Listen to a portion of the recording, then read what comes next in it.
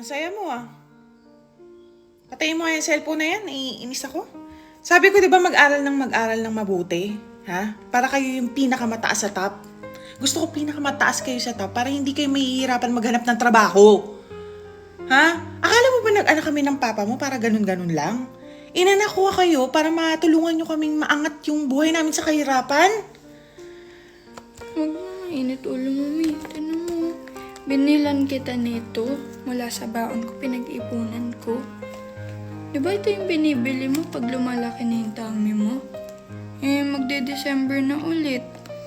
Di madami ng picture-picture para malit na ulit yung tiyan mo.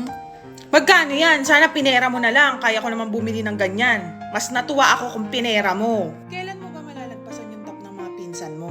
Nag-aaral naman ako ng mabuti. Kulang nga. Yung mga ibang bata nga sa edad mo, nakakapag-intrega na ng pera sa magulang eh. Inis naman. Alam na to. Kunin ko to. Tapos susunod, tirahin mo ah.